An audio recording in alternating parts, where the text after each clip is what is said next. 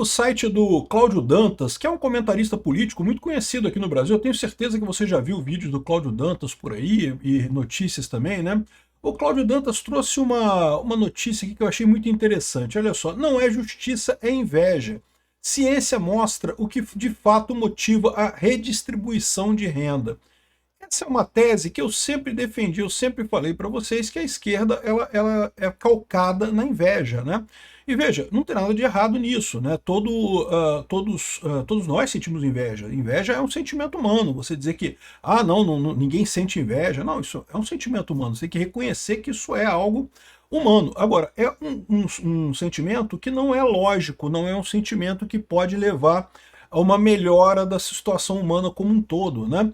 Então, isso aqui está de acordo com alguns vídeos que eu já trabalhei, que eu falei muito sobre isso, né? E é muito interessante ver um estudo falando sobre isso. E aí eu vou aproveitar, eu vou trazer um outro estudo aqui também, que espinafra o livro do Piketty.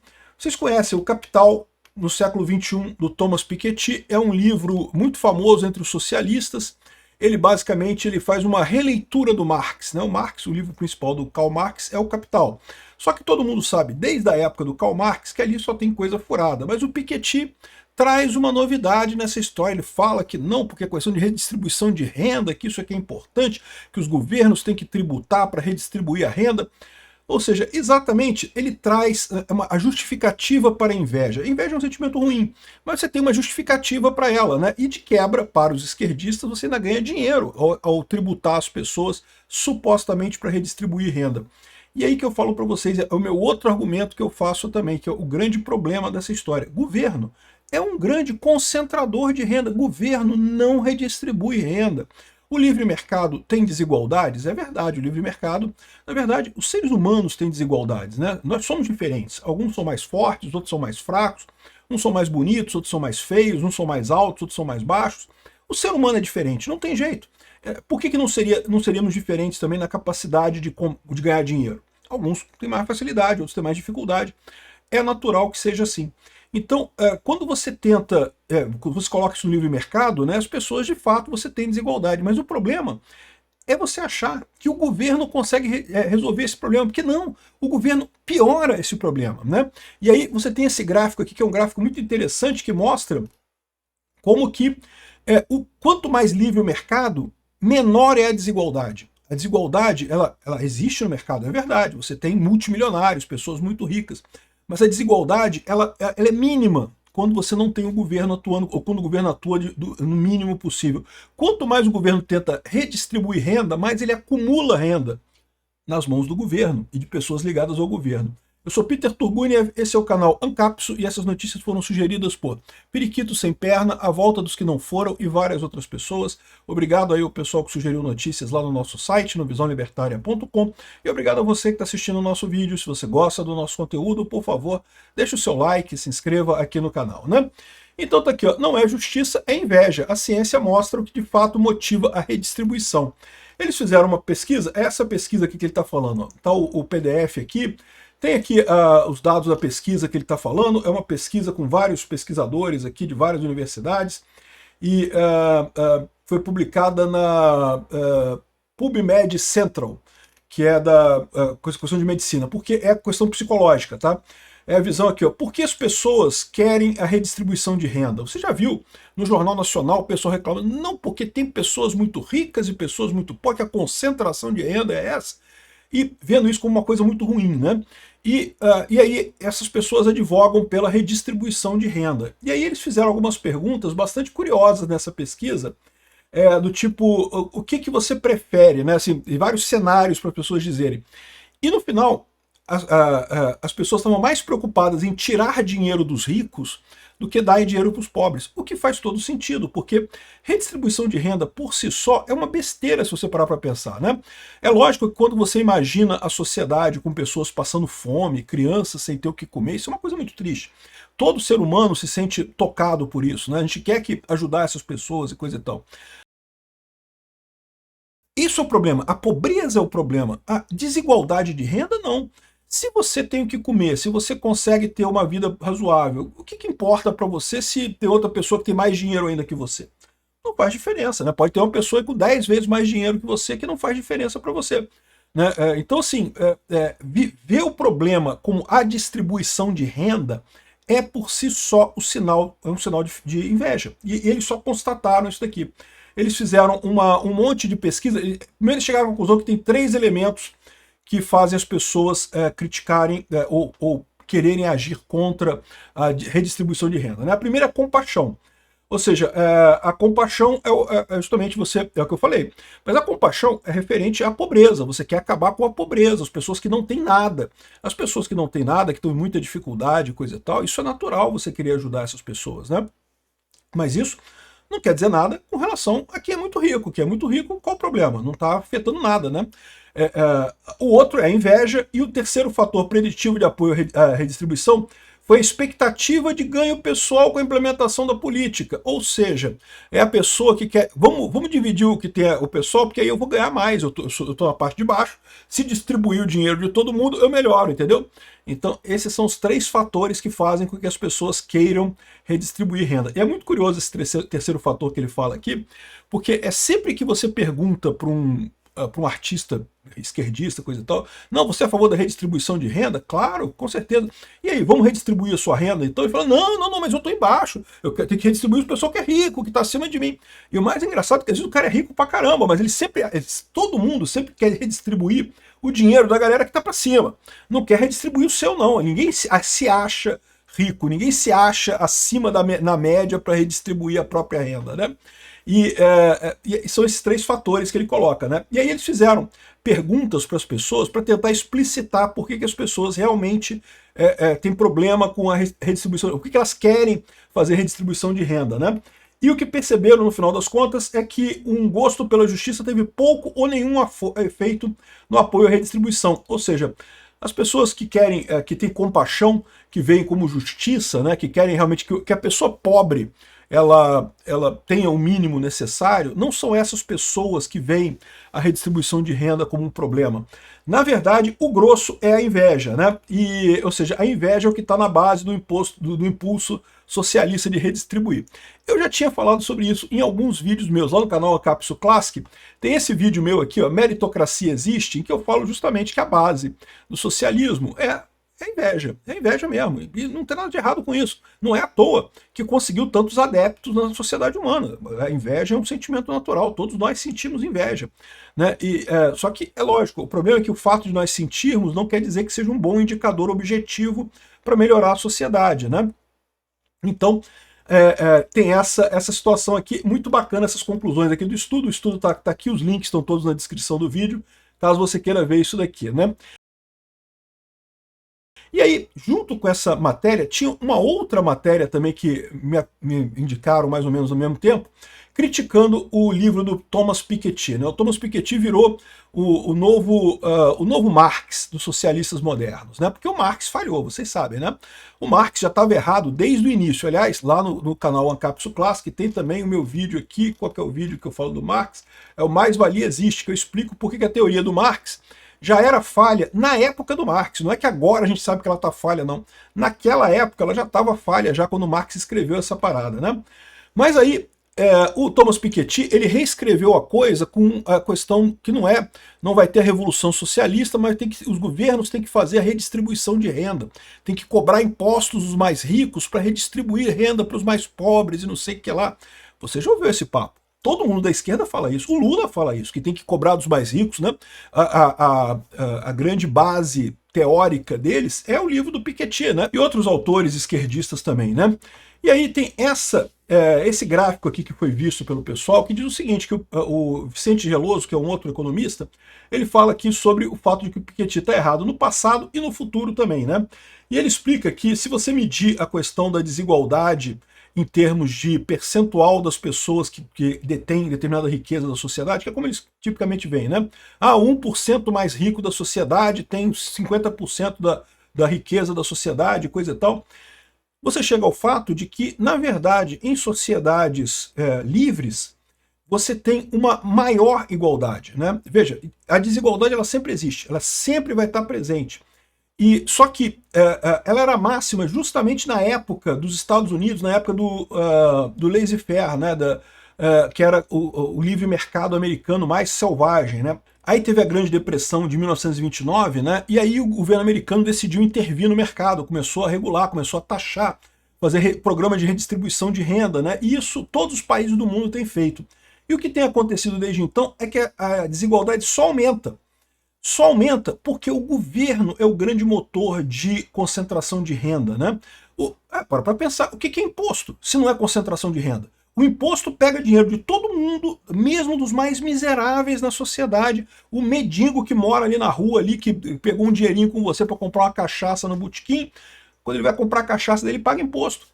O imposto, amigo, é uma grande concentração de renda, amigo.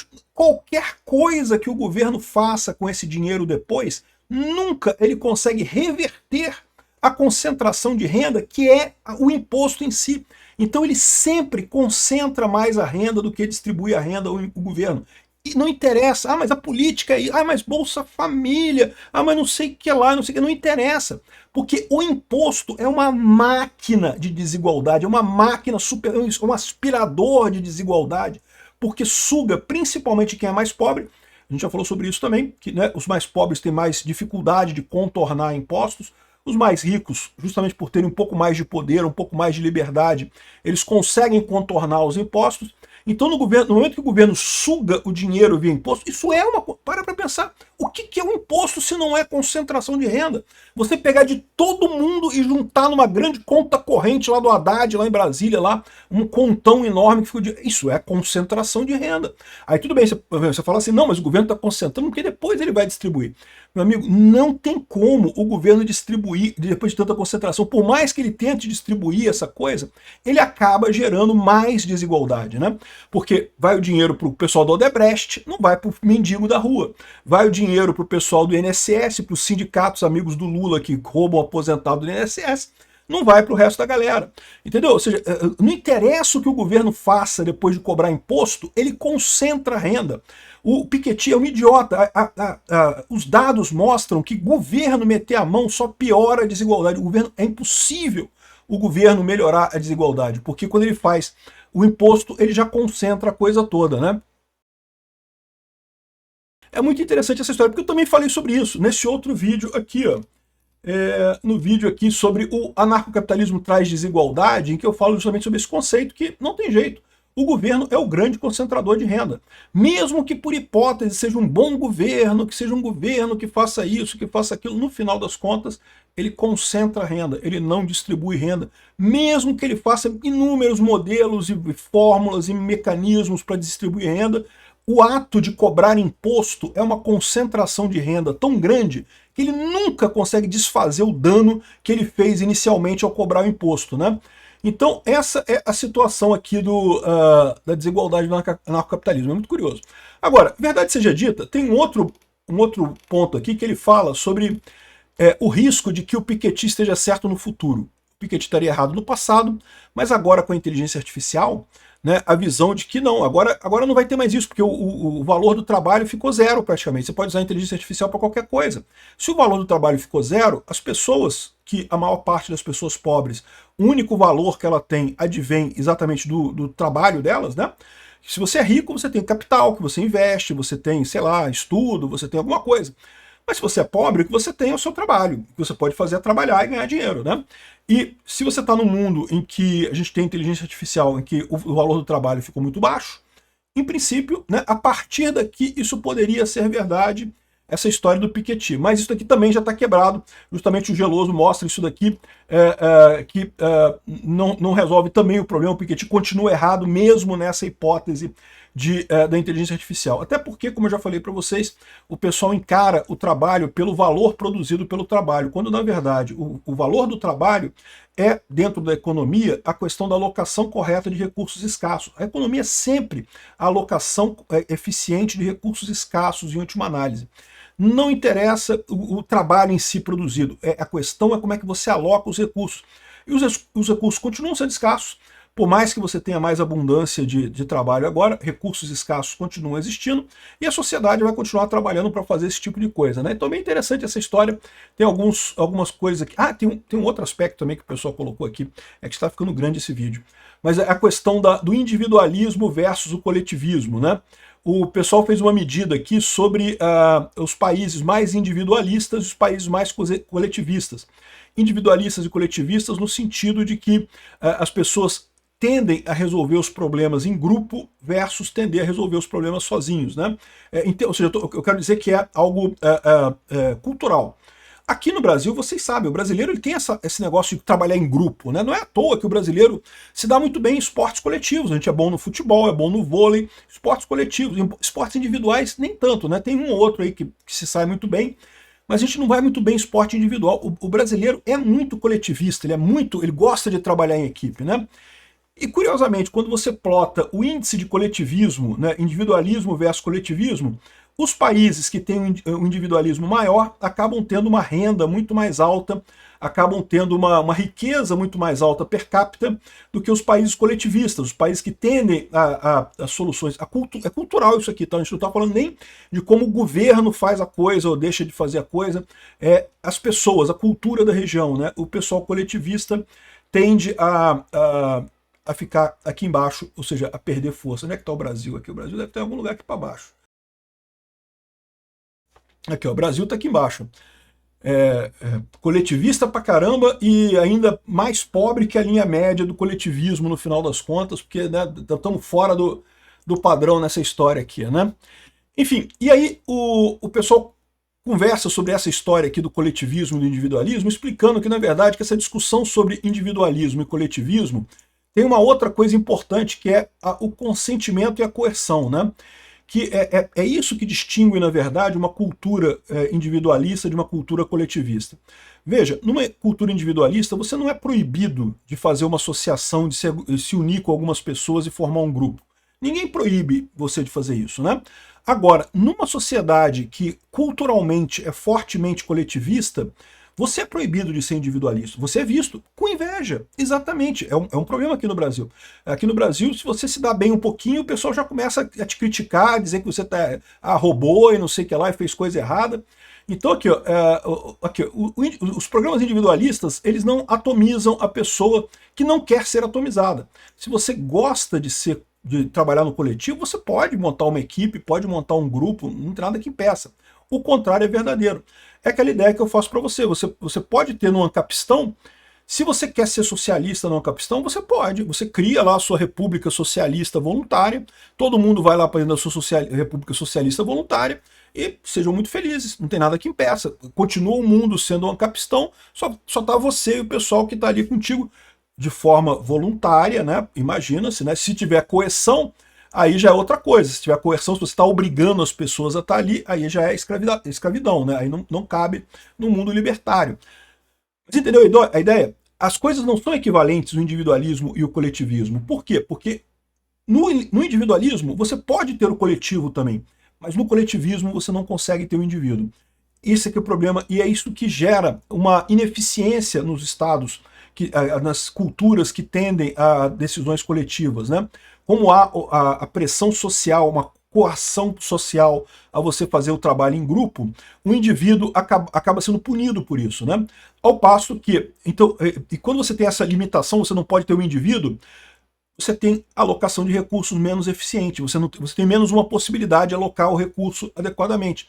Se você está numa sociedade individualista, você consegue a eficiência máxima, enriquece todo mundo. Se você está no coletivismo, você acaba não tendo isso, você acaba empobrecendo toda a sociedade. Então é muito interessante essa história, vai muito de acordo com o que eu tenho visto, esse estudo aqui sobre a inveja ser a fonte do socialismo. Eu vou deixar o link dos vídeos aqui em que eu referenciei aqui do canal Ancapsu Classic, caso vocês queiram dar uma olhada neles lá. Esse meu canal Ancapsu Classic, eu falo sobre a teoria anarcocapitalista mais diretamente, né? Obrigado por assistir nosso vídeo até o final. Tem alguns links para você nos ajudar aí na tela e também na descrição desse vídeo. Contribua com o nosso projeto.